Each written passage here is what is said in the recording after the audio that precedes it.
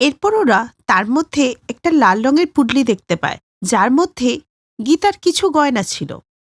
হে ভগবান, এখন মায়ের বিয়ের গয়নাও আমাদেরকে বিক্রি করতে হবে। আমাদের সাহায্য করো ভগবান।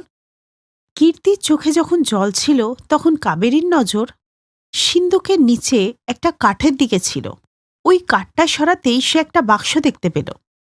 দিদি, এটা কি? আর এটাকে লুকিয়ে রেখেছে কেন? জানি না, দেখি এটাকে খুলে দেখি। কৃতি বাক্সটা খুলে দেখে যে ওর মধ্যে একটা চিঠি আর একটা চাবি রাখা আছে, যে চিঠিটা ওদের দাদু ওর বাবার জন্য লিখেছিল। কীর্তি চিঠিটা পড়তে শুরু করলো। বাবা হরি, আমি জানি যে তুমি আমাকে খুব ভালোবাসো, কিন্তু আমার যে বয়স হয়েছে রে বাবা, আমি আর বাঁচব না। তুই তোর সারা জীবনের সঞ্চয় আমার চিকিৎসার জন্য খরচ করে ফেলেছিস। তাই ভবিষ্যতের কথা ভেবে আমি তোর কাছ থেকে একটা কথা লুকিয়ে রেখেছিলাম, যাতে সেটা বিপদে তোর কাজে দেয়। পুকুরটা খোঁড়ার সময় আমি একটা জিনিস পেয়েছিলাম, এই হচ্ছে তার চাবি।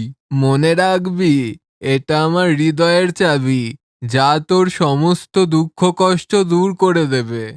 দিদি, তাহলে কি দাদু টাকার গয়না লুকিয়ে রেখে গেছে? হ্যাঁ রে, তাই তো মনে হচ্ছে। নাহলে তুই ভাব, দাদুর কাছে এমন কিছু ছিল যা দিয়ে সে নিজের চিকিৎসাটা করাতেই পারতেন, কিন্তু উনি সেটা আমাদের জন্য রেখে নিজের প্রাণের বলিদান দিয়েছেন। প্রশ্ন হলো, বাবা কি এটা জানতেন না? বাবা কি করে জানতো দাদু যে বাক্সটা লুকিয়ে রেখে গেছেন? সে তো ভালো যে আজকে আমার নজর পড়ল, কিন্তু দিদি, চিঠিতে এ কেমন জটিল ধাঁধা। আর আমরা দাদুর হৃদয় কোথা থেকে পাবো? আরে বোকা, উনি কোনো একটা দিকে ইশারা করছেন। দাদু কি বলেছেন? চাবিটা ওনার হৃদয়ের। আর দাদুর হৃদয়ের সব থেকে কাছে কে? বাবা।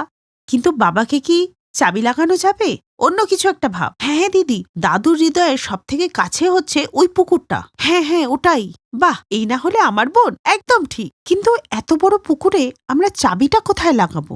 ভাব কাবেরী, ভাব।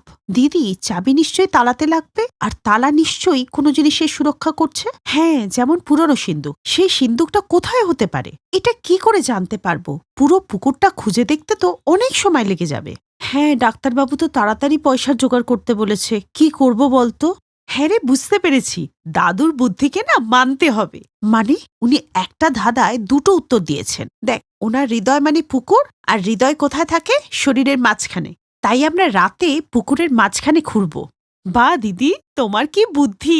কিন্তু এ কথাও মানতে হবে, দাদুর বুদ্ধিও কিছু কম ছিল না। আর দাদু এটাও বুঝতে পেরেছিল যে তার আগামী প্রজন্ম খুব বুদ্ধিমান হবে। তাই তো দাদু এই ধাঁধাটা লিখে গেছেন। কাবেরীর কথা শুনে